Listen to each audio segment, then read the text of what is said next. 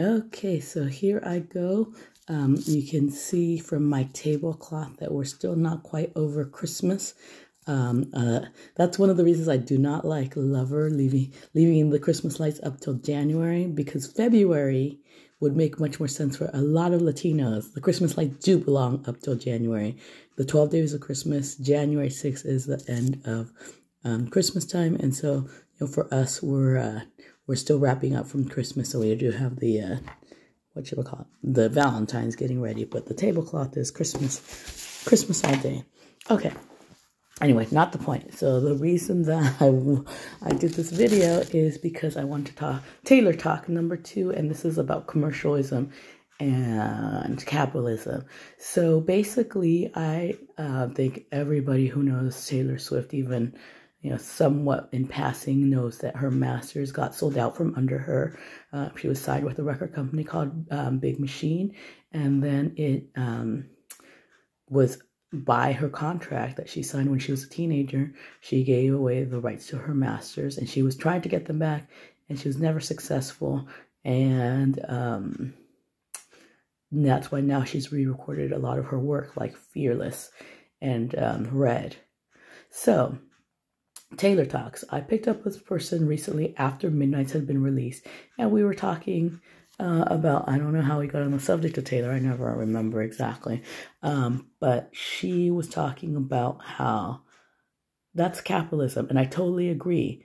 You know what? Scooter Braun, the person who bought her masters, was already wealthy from managing Justin Bieber and Ariana Grande. If he wasn't wealthy, he wouldn't have been able to afford to buy the masters that everyone is so up in arms about. So for me, I personally don't have a problem with buying something from the Scooter Braun owned version of things, because it's like a drop of water in the ocean. He's already wealthy. The fact that I'm giving him $1 more of my money when he's a millionaire, it's nothing, and I get something out of it. I get an enjoyable CD out of it. And so I'm bringing that up, my opinion, because basically that's what the lady was saying. It's like, it's just capitalism. That's what, record companies sign a lot of artists.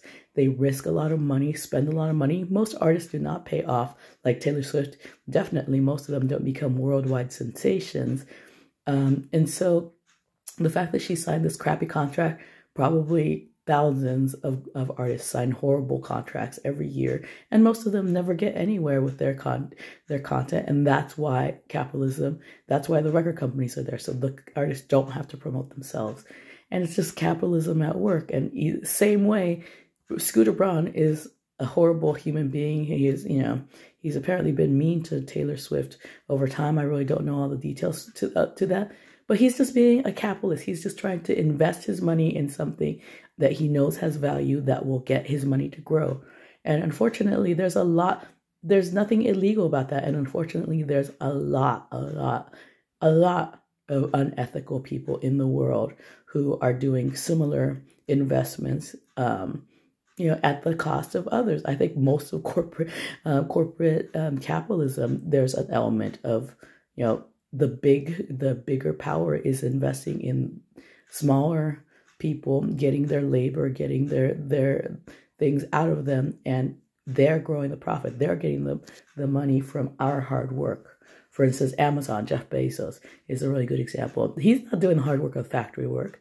He's just reaping the benefits by getting us to buy our crap on Amazon. So anyway, beyond that, that lady did also talk about how she knew somebody who the daughter had been sick with cancer, and nearly 10 years ago they had gotten to go to a Taylor Swift concert, because that was the daughter's Make-A-Wish request, and that they have very fond thoughts of her. They would like to go back to a Taylor Swift concert, but it's not likely. She said it's more likely that you would get into Harvard or Yale, one of those Ivy League schools, than for you to get into a Taylor Swift concert right now. And I believe it, because those Ticketmaster, that was a crazy time. So she was also sharing the details of that because the kids were so young, the parents and the kids went to the concert. It was a girl and her brother, and they were asleep for part of the concert. I don't know if all of the concert or what, but that's understandable. A lot of concert is a lot of waiting around, and it seems like it would be past the child's bedtime.